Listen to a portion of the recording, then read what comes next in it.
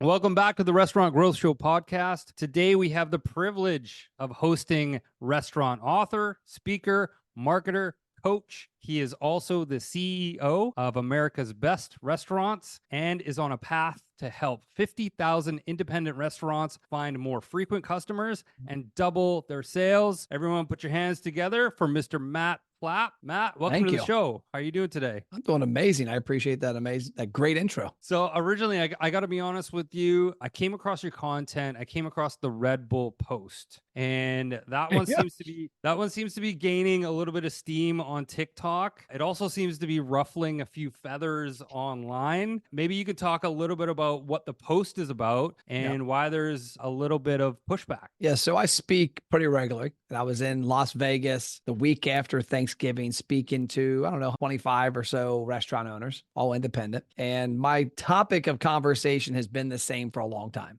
It's you need to have attention. Your restaurant needs attention to grow. The more people that know you, like you, trust you, that think about you on the regular will come eat your food. The food to me is a byproduct. I expect great service at restaurants nowadays. I don't think about restaurants that I don't like. So for me, it's all top of mind awareness. And one of my biggest pet peeves is the fact that restaurants and small businesses in general, because it's car dealers, it's everybody, have been given access to free mediums: Facebook, Instagram, TikTok, LinkedIn, YouTube, Snapchat, hell, MySpace, Twitter. You have a free medium that nobody had 20 years ago. And what do? They turn around and turn it into a radio station that it's every time they get on it, it's buy my stuff, buy my stuff, buy my stuff. And in that presentation, I used a popular analogy that I've seen lately. And nothing's original on the internet. And I've always admired brands like Red Bull that are using the platforms a little differently. It's not about come buy this new flavor of Red Bull. It's about why do you use it? Or you're just keeping attention. It's like when I was at a restaurant last night with my wife, they had Chive TV on, and it's all these crazy BMX and skateboarder and fun stuff. A lot of the stuff you would see on Red Bull's channel. And Red Bull's top of mind for me because we have a Red Bull fridge in our office. At our headquarters here, we got about 40 or so at this office on the East Coast.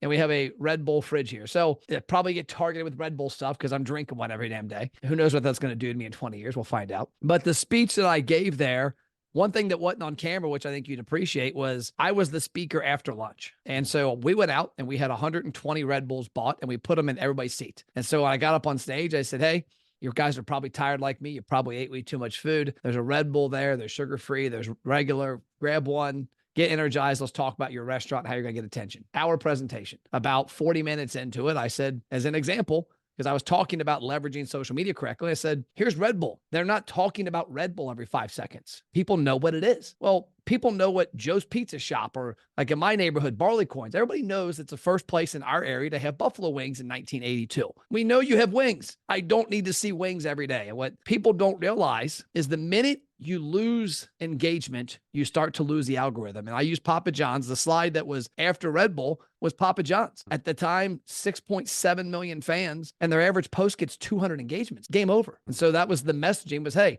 there's nothing wrong with posting your food occasionally, but look at your community and relate to them for the reason they're on that particular platform, and it's not your food. I agree with you to a certain extent, but also I'm on the side as some of your commenters on this Red Bull post coming to you, and they're saying, listen, this is a restaurant. I own a restaurant. I'm selling my food. This is what I've based my business on. But you're crazy. Why would I talk about anything other than my food? Yep. And that's a valid comment, but here's the answer I give you is my wife and I didn't go to Drake's last night because of their food, their service, their atmosphere. They have a really cool fireplace, which oddly enough was broken last night, which I don't know how a wood burning fireplace gets broke, but it was. We go there because we're looking for a place to hang out. And Drake's was top of mind because I drove by it to go to a place called BB Bop for lunch. And I'm like, oh, Drake sounds good. Let's go there tonight. The goal of your restaurant is to have awareness. And if you're Papa John's and you've got 6 million people that you could talk to on a daily basis, and you're only getting the attention of 200 of them to engage, that's enough proof that talking about your food every day isn't working. You want to be on people's timelines. And one of the popular comments in there was, I go to Facebook all the time to look at food specials. Well, you're an anomaly. because the majority of people that open up Facebook or Instagram, including me and you, we open it up with the intent to engage in content that's funny, that's relatable to us. My daughter's a college cheerleader. The championships are in a month. I saw a post yesterday from another college. I watched it. I looked at it. It was relatable to me. And the problem with restaurants not doing that is that it's not that it's bad from a standpoint of your restaurant. It's bad that you're losing the attention, because if your posts do not show up organically in people's timelines, you don't get seen. If you don't get seen, if they don't stop and engage, you go away completely. And I see it all the time. Next year, we'll work with maybe some neighborhood of 3,500 restaurants in the country. So my theories aren't based off of one or two. It's based off of hundreds. It's based off of tens of thousands of campaigns. And when I see restaurants leveraging the platform incorrectly, it pains me. Avery from Little Italy Restaurant in Groveport, Ohio, is a client of ours. He's the first year and 2 months he was a client, never took our advice, because we have multiple departments. And one department is acquisition, one department's engagement. And some clients will take the advice. Like, I'm going to the gym tonight. I don't take the nutrition advice of the coach. I eat more pizza than I probably should, but I work out 7 days a week. Well, Avery was a client of ours that took only our acquisition advice, and we grew a great database, text, email, birthday. We drove a lot of sales. And I kept saying, dude, there's so much more opportunity for you to leverage Facebook. That's where your audience is at. And your average post, you've got 8,000 fans. Your average post is getting 5 to 10 comments, likes, and shares. That is all that you need to show you that nobody gives a shit. And he's like, okay, what do you want us to do? I want you to get involved in the community. I want you to highlight your student athletes in your restaurant. The girl that was valedictorian last month, talk about that. She's the number one kid in high school. I want you to go down the street to the sign shop that just did brand new signs for your location and talk about that business. I want you to go to the band director and talk about their fundraising efforts. Use your platform to relate to your audience a little differently. And I understand that restaurants aren't in the world of doing that, but it's simple. That's what Facebook wants. Live videos. 2015, I was doing seminars for restaurants on how to use live video, and nobody did it. And every time I did it for this brand, Hofbrauhaus, Newport, Pittsburgh, and Columbus, 10,000 people viewing the video in 24 hours. And so you've got to use the platform how they want you to use it. And Facebook only makes money when advertisers spend money. And advertisers spend money, the better their campaigns work. Well, if users log off the platform because they consistently just see crap they don't want to see, they're not going to have ad revenue. And so Facebook's algorithm is completely based off of showing you and I what we engage in consistently. We do not engage in food content all the time. Yeah, I guess food doesn't respond back. It's funny because all of a sudden you transported me to the beginning of social media, the days of Brian Solis, Scott Stratton, and all of that. And the same principles, they still apply. And I think that the big difference that you can make it a big impact, have a dent in the universe, so to speak, with restaurants is that right now there is a bigger opportunity because of the pandemic. They finally paid attention to online, right? And somehow you taking me there is also like, okay, so I guess the human behavior is still the same. The algorithms shifted a little bit, but at the end of the day, it is the consumer that matters. The human element is going to be the same. So I'm with you on that, and I think that maybe even myself be a little guilty that there is a desperation. I think it's the same desperation that also the pandemic brought, where it's like I just want to move product, right? Want to sell food, yeah. And forget about that element of like, hey, the theater across the street, see if you can get an interview about them, or go interview people about what they thought. And I think that is content that people would be like, oh, let's see what people say about that show, right? Here's one of the ways I look at it is a radio station. My background's radio. I've been in digital marketing since 1999. That's when I built my first website. And I'll be the first to tell you, from 99 to 07, I had no clue that I was on to something. Like, one of my business coaches, Gary, calls me the first Gary V. He jokes about that. He's like, Matt, he knows my background. He's like, you were doing the stuff Gary V talks about way before Gary V. I'm like, I had no clue. It was an accident. And one thing when I was I relate back to radio is that if I were to say, Gordon, I'm going to give you this radio station. It's already been cultivated. There's 100,000 people a week that tune into it. They tune into it for the talk in the morning. They tune in for the sports updates, the weather, the traffic, and the top 40 music. And you get on there and you turn it into a commercial every 30 seconds about the radio station for 24 hours. You're not going to have very many people listening to the radio station. Facebook has given every business an opportunity to create an audience on their platform. Their job's to make sure that audience stays on there. And that's what's happened with most small businesses, is they think it's their way of running an advertising campaign 24/7. And my vision for our clients is, yes, you need to have that sexy cheese pull. You need to have that time lapse of you making food. You need to have your chef on there talking about the food pairing. But if you want it to be seen, you need to have the algorithm on your side. And the algorithm gets on your side when people engage in your content. And that's a huge element for me. That's why we have a guide that we have restaurants that use, that it's 52 weeks. And every week there's an excuse of how to talk about something other than your restaurant. One of them in there is talk about your community, talk about your team, talk about your food. You know, find a way to relate. The example I use all the time is the high school near my house, Ryle High School. And people say, oh, lightning only strikes once, Matt. They had two girls, Maddie Shear and Lauren Swartz, who played number one growing up their entire career. Elementary school, middle school, high school, state champions in Kentucky, the number one and number two basketball players in the state of Kentucky, freaks of nature, high school athletes. They went to Washington and Oregon, and that was on ESPN streaming. This was January of 2022. Nobody covered it in our area. Nobody. Like the local restaurant that's across the street could have easily had, come to the restaurant, wear blue for Team Lauren, wear green for Team Maddie. We're going to have a party. We got the coach here. We're going to do a live stream with the coach. We're going to interview the parents afterwards. They could have done something to highlight the community and these two young ladies. And instead their post that day was their pizza deal, their beer deal. And so I use that example. Like, oh, it's an extreme example, Matt. How often is that going to happen in the community? I said, okay. December of the same year, the Ryle High School band was one of 8 bands picked to go to the Pearl Harbor Day Parade in Hawaii. One of 8 in the United States. Strong's Brick Oven Pizzas across the street. All the owner of Strong's would have had to do is walk across the street, have a cell phone, do a live video with the band director. What are you all doing? Where are you going? How'd you get this honor? This is exciting. We can't wait to see you off. By the way, how can we donate to your cause? This has to be expensive. And look at who's going to share that now. All the moms, the dads, the kids, the band director. And now your pizza restaurant is in the conversation of the band in the community. And that night they go, oh, that sounds good. Strong's. So my whole reason for it is use the platform how it's meant to be used. And you have to take your food and you have to balance it with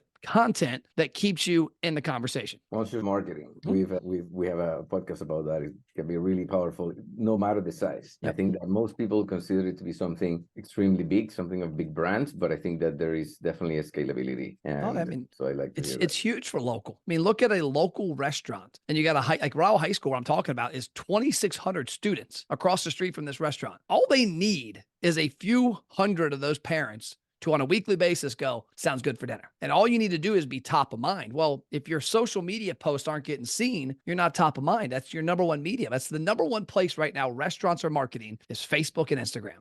And like I said in the comments, I'm not saying anything you can't look up. Go to 20 restaurants within 30 minutes of where you live. Look at their Facebook posts and relate that engagement to their following. I guarantee you it's under 1%. I totally appreciate that. But what do you say to the independent operator who says, Matt, I'm not a digital marketer. I own a restaurant. I don't have the time to go out and create all of these events that you're talking about. What do I do next? Close your business. I mean, then don't complain, honestly. Yeah. I mean, I was a one location, Matt Plapp, this company, which is now 56 full-time employees and a multi-million-dollar company, was me and Ashley Mullins 10 years ago. I could have done the exact same thing. I've got plenty of my friends who are digital marketing agencies and consultants that are experts that chose to stay one-person operations and work from their basement of their house. I chose to go to a different level. That took me getting uncomfortable and doing a lot of things and traveling and speaking and taking a lot of financial risks. If you're a restaurant owner that's complaining about your sales, do something about it. Get on YouTube, look up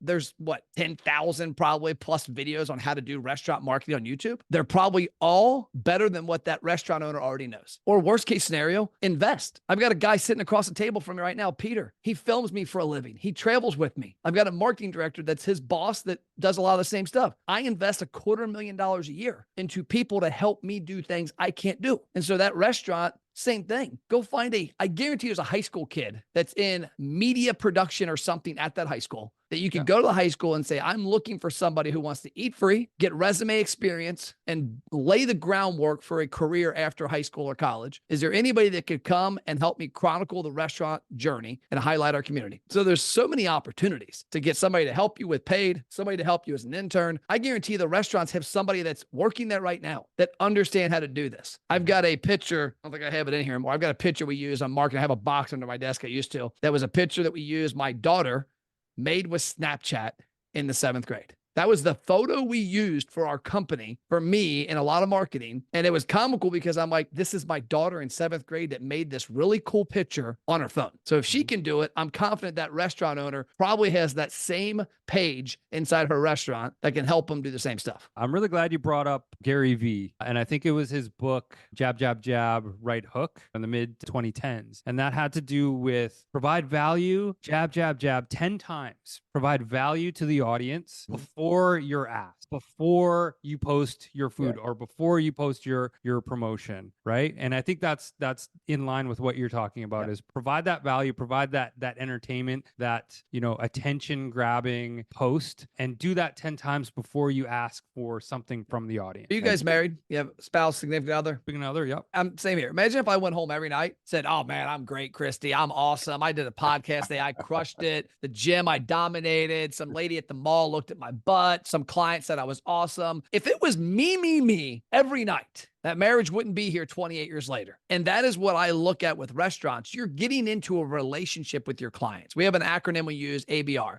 attract, build, retain. The build is build customer loyalty. That starts with me knowing your name. That if I walk by you in a restaurant and I want to build a relationship that develops into loyalty, I have to know your name. I probably need to have your phone number and your email to create that relationship. If I want you to be loyal, I should give you something for your birthday. Well, in order to get to that part, you got to have a relationship. And I feel like most businesses right now are so consumed with selling something today versus putting in the groundwork to sell something in 2 years. And I learned this myself last year. We spend on paid digital ads for our company. We'll spend some months 75 to 100 grand. And I'll never forget this. Last year, they called it, you know who Grant Cardone is? So my team said I had morphed into a version of Grant Cardone and Alex Hormozi, because Alex Hormozi, I'm sure you've seen him. I've known Alex for years because we worked with Gym Launch. I owned a gym for 10 years, a CrossFit gym, and we were a client of Gym Launch early on in his career. So I followed Alex for a while. He's a freaking genius. I didn't know he was as much of a genius as he is today back then. I wish I would have maybe laid some more ground roots in. But my team had told me last year I had become this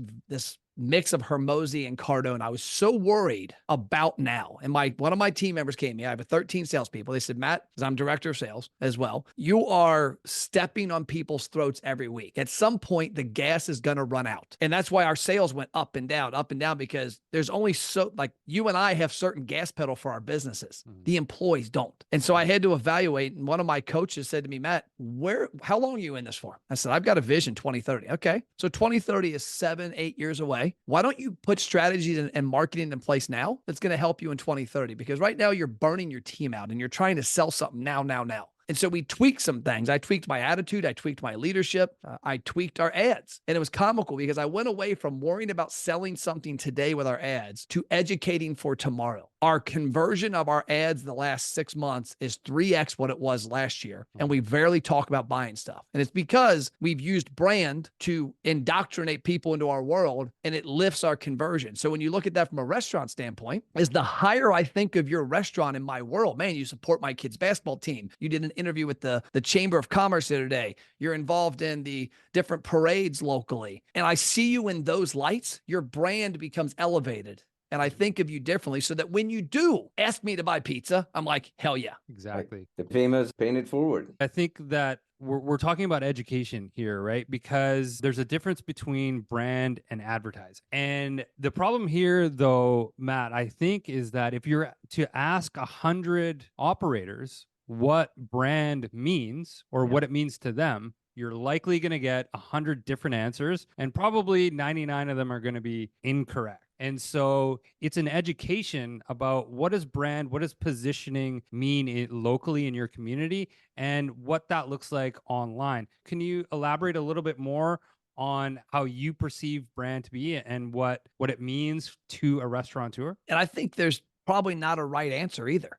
All those 100 answers aren't going to be wrong. They all combine to it. The other day, one of my team members, Shaheen, came to me and we were talking about our messaging and position. And Shaheen, for perspective, 28-year restaurant owner, retired last June. For 7 years was a client of our company. That's how I know. And when he retired, I'm like, dude, I got to have you on the team. I know you're not hanging it up and going to go play golf all the time and watch soccer. And he's like, no, I'm definitely going to do something. And so I cyber stalked him for 12 months because he took a year off and traveled, and he's here now. And he came to me me and he said, Matt, our higher level coaching we do, where I see the value proposition, that is built for independents that want to become an institution in their community. I was like, damn, that's pretty deep. I'm like, go deeper for it. What do you mean? He's like, Matt, that's, if you want to think of brand at the highest level, it is being the place that is thought of for everything in your area. I mean, look at McDonald's. If I say cheeseburger, you probably think McDonald's. That's because they have spent so much money. They have so many signs. They've built a brand based on that we think of. It's quick, it's easy, it's fast, it's not bad. Get it on the go. So when I think of what Shaheen said about building an institution, you've got restaurants that look at things differently. Some people are just in it to sell food, pay the bills. That's how they do it. Some people want to build something that means a much bigger thing. So when I look at brand, it's, do people think of you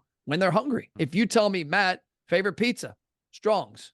Favorite buffalo wing, Barleycorns. Favorite steak, Walt's. Ice cream, Graders. Those are brands that I have a strong affection for based on a long history with them. And a lot of restaurants never get to that point because they're so concerned with advertising to sell food tomorrow versus marketing to sell food in 2 years. And I get that, because I've got payroll too. I mean, my payroll comes out tomorrow. It's a big number. And I know a lot of these restaurants have that same thing. You're like, first of the month, every month, our sales go down. I'm like, one of my sales guys is like, why? I'm like, because credit card processing comes out, rent's due, there's health insurance hits. Your bills at your small business are huge the first of the month. So you're worrying about driving somebody in the door tomorrow so that you can cover the overhead. And I think that's where brand gets shortcutted, is that the minute you have to focus on sales all the time, you're shortcutting your success in the long term, which means you're cutting your opportunity to brand your business. And most businesses nowadays, if you think about it, very few are building brand at a local level because they're so desperate for what's coming tomorrow. And I saw a TikTok video the other day, one of my team shared with me, that was a young lady talking about the difference between marketing and advertising. And I'm a former advertising guy in radio, and I used to always joke, advertising's easy. You give Matt Plapp a check, I give it to the radio station, we write some bullshit commercial, we put it on the radio. Not very hard. Marketing is different. You know, you come up with, who am I targeting with this commercial? I'm going to do a commercial, I'm going to do door hangers, I'm going to do a Facebook campaign, I'm going to do an email, I'm going to do a text. What colors? What's the call to action? Where are they going to land? What are we looking for?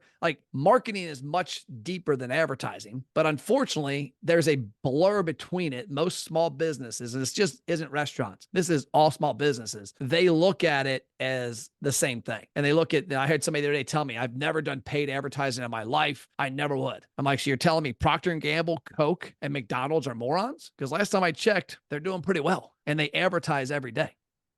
I have a question. So I think this moves or goes into what I suspect is one of the things that you do with restaurateurs, especially the independents, which is, okay, so we're talking about, there's a lot of fears, there's a lot of pressure, they're desperate, right? There is one of the biggest pressures they have is third party, right? And they see those margins get slimmer and slimmer and slimmer, and you're going to tell them, be patient. And they're like, I don't know if I can make it in 6 months if I'm patient. How do you coach a restaurateur, a restaurant owner, into having a transformation and also giving them the peace of mind that maybe that's not the case? Is it technology? Is it purely human, ontological coaching? How do you get them there?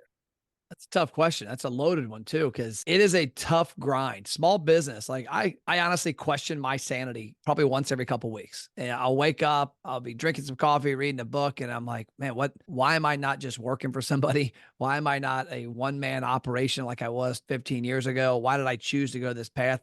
Business is hard. In my opinion, from what I've seen, running a mom and pop restaurant is probably the hardest one. The elements of it, the things that you're relying on, like me, I've got 56 people that work full time here. They're all professionals. They all carry themselves at a certain level. And there's a very good expectation of what's going to come out of it. A restaurant, you got 15-year-old here, you got a 25-year-old, you got a 40-year-old that's divorced with 3 kids and 3 different baby daddies and stresses and this and that. I mean, you got so many dynamics inside that building that you have to manage people at such a high level. So it's a hard business. And when we talk to restaurants, number one, we don't traditionally deal with restaurants that are financially distressed, because I tell them, if you're financially stressed, the last thing you need to be doing is paying us to help you try to fix something short term. I refer them to a guy named David Scott Peters, who's got a book called The Restaurant Prosperity Formula, because if they're financially stressed, they've structured their costs what they charge, all those things incorrectly. Marketing is not fixing that. And the last thing you need to do is spend more money there. That sometimes when you're a certain level restaurant, you got to find that money from somewhere. And a lot of times it's called sweat equity. It's you running and gunning. It's like I grew this business. I didn't spend 75 to 100K. Like I would have puked 7-8 years ago if you told me I was going to spend 75 or 100K a month on Facebook ads. I said, you guys are crazy. Because back then it was Matt Plapp going from conference to conference to conference, speaking, trade show booths, knocking on doors, cold calling restaurants. It's the complete opposite because we've built a brand and we've built a team.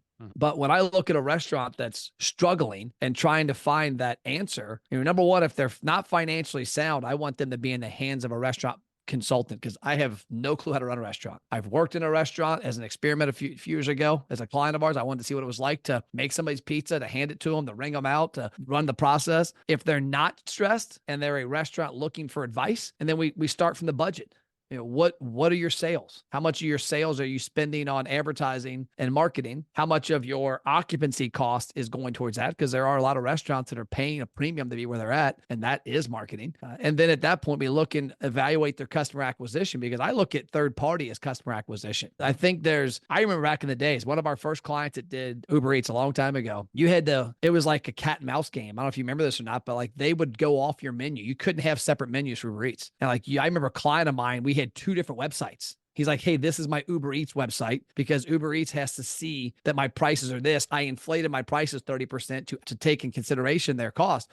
And then Uber found out, they were all mad at him. And I'm like, dude, what does it matter to you? Like this, my 21-year-old orders Uber Eats all the time. She don't care what the hell it costs. A simple blend smoothie that normally costs $7 is 18. Like that's on her, not the restaurant. But when you look at third party, it's an acquisition tool. And when I look with our clients, I'm like, hey, there's people that are only going to order from you on there. And so that is cash flow. And you don't ever expect to make money off it. If you can find a way to move them over, and that happened to me during the pandemic. I'll never forget this. One of the best examples I've seen of customer acquisition and conversion was a place called Max Pizza Pub. So our office during COVID was in downtown Cincinnati, and myself and Doug Smith, my COO, we continued to go to the office every Monday, Wednesday, and Friday, and every restaurant was closed. Nothing near. So the first couple of weeks, we're like bringing lunch, and then I don't know how to cook, and I don't really pack a good lunch. And I'm like, okay, I got to find something. So we get on Uber Eats, Max Pizza Pub, like, oh, their wings and pizza are fire. Order it. Bag comes. Open it up. Handwritten note. Hey, Matt, we appreciate your order. By the way, we deliver for free. Please order directly next time. Here's our phone number. Guess what I did every Wednesday for the next 3 months? I freaking ordered direct. Exactly. Right. And so with like they say, there's many ways to skin a cat, which I have no clue where the hell that term comes from now that I think about it, but there's many ways to get things done. And so if you rely on things like Uber Eats and it's going to take your 30% margin, well, you know what? Mark it up 30%. I have restaurant clients of mine that do not do third party and kill it. I have restaurants that do a ton of third party and kill it. I'm sure it's able to be a successful tactic no matter what, but also understand that if you're not doing third party, like I told one of my friends the other day, he's not doing it and he's doing really well. You're still missing out on people that are never not going to order there. There are people that open up Uber Eats and go, what am I eating today? So you've got to find those, but it's marketing. I look at third party as marketing 101. It's customer acquisition. Once you get them in the system, how can you get them to where you want them to go? Absolutely. It's a challenge for operators right now in converting third to first, but we're still in the early days of what that strategy looks like. And we're hoping operators figure it out and utilize resources like Matt Plapp. We're running a little bit short on time, but real quick, Matt, this is a restaurant technology podcast. Yep. Talk a little bit quickly about your tech stack. What are you using? What do you love? What's turning the wheels for you? So I love technology. I saw a stat the other day about Domino's. I don't know if you know this or not, but from 2018, the second most profitable stock to own in the United States. And it was because in 2007, they said, we're a technology company, not a pizza company. And it's comical to see Domino's with Netflix, Amazon, and Tesla as those 4 of the top 6 stocks. So you've got to embrace technology. The 2 biggest things I love that happened with the pandemic were that consumers finally figured out what the hell a QR code was. And I'm blown away how many restaurants brought back their menus. I would have kept it digital and only used QR codes to drive traffic because you could change pricing. It's a lot easier. But also was online ordering. The number of people I was consulting with saying, why can't I not order food on your website, drive to your restaurant, pick it up and go home? Oh, we don't got that, I got this. Now they all got it. So we actually own a company called Repeat Returns. We acquired it this year. It's a 15-year technology company for restaurants. It's loyalty, rewards, email, an entire package. And one of the reasons we bought it was that for the last 15 years, we've been cobbling together a lot of stuff. And my biggest thing I would tell all restaurants, the best thing I've ever seen in marketing that's not being used is a feature called the comment growth tool on Facebook and Instagram. I don't know if y'all know what it is or not, but we are actually, by January, we'll have this built into returns, but it's also in a product called Mini Chat, which is a really cool technology. What it does is it allows you to automate conversations in Messenger once people comment on your Facebook or Instagram posts. So let's say we got Christmas coming up. I've seen a bunch of posts about your favorite Christmas movie.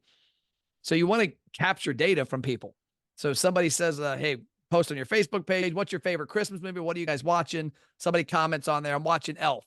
Messenger pops up. Matt, thanks for your comment. By the way, we'd love to give you a free cookie next time you're in a free burger. Click here to get it. It's a great way to get people to take action. The number one thing I'll tell everybody is have technology in your restaurant, on your website, and in your social media that captures customer data. You need to be bribing customers to give you their information. Here's a book I keep on my desk by Hermosi, his second book, How to Make Offers People Feel Stupid Saying No to. So one of our clients we work with, a guy named Chris Chase, MST Pub and Grub in Tiffin, Ohio, had a client that left a 1-star review a year ago. 1-star review said, you took away seating. It's too crowded. I don't like the new menu prices. I'm not coming back. And he remembered it. All those restaurateurs remember that 1-star review. We ran a promotion for him this summer, doing some different acquisition. It was a free burger. 100% bring this in for a free burger. This gentleman saw the ad. Took him the ad. Chris said, I saw the guy in the restaurant. I knew who he was because I was so mad at the review because the guy had been here 100 times and I get a bad review one time. Guy walks in the restaurant. I walk up to him and say, hey, welcome back, brother. He's like, hey, man, I appreciate you giving us, us coming back. We got the free burger. We hadn't been in a while. The place is great. Love it. And then he eventually goes back. Chris has a good memory. He goes back to the review and comments, hey, thanks for coming in today. It was great to see you again. Within a day, that customer updated it to a 5-star review. Now, the reason I bring that up is Chris had technology, which we built for him, that allowed him to gather customer data with a VIP program, give that person a free burger who had already quit coming. The person came back for the free burger, now saw maybe his review was short-sighted a year ago. Now he's back to being a customer and he changed his review. So you've got to gather customer data inside your restaurant, on your website, and through social media. Don't forget customers that aren't spending money with you. Most restaurants say, oh, I gather customer data. I get it to my point of sale. Well, that's the people that are spending money with you. What about the Facebook looky-loo that hasn't come to your restaurant yet? Give them an excuse to say, here's my name, here's my phone number, here's my email, here's my birthday, here's my visit frequency. Oh, I've never been before. Great. Here's a bribe to walk in and give us a try. Right. Absolutely. It's all about generating that customer feedback loop and then iterating and targeting new segments. All really great advice, Matt. I can definitely see the Gary V comparison. I got a question for you. Are you planning on buying the Jets? Planning on buying the Jets? No, I like pro sports that much. But saying, I actually saw an interview with him recently where I guess the podcast tried to joke about the Jets with Aaron Rodgers getting hurt the next day. He left the podcast and he logged back in and said, something to the effect of, hey, by the way, I get pretty emotional over certain things. And if I wasn't paid to be on here, I wouldn't have logged back in. Well, let's go to a next topic. And I was like, is he serious? Damn, you're that tied into sports. It suck every year. But yeah, I'm not that was buying a good dream. I buy her Air Jordans. There you go. A collector, I see. Yeah. Yeah, I wear orange shoes, orange Jordans every day, and an orange shirt every day. And so people send me gifts. And so I've collected my fair share of stuff around Jordan and orange.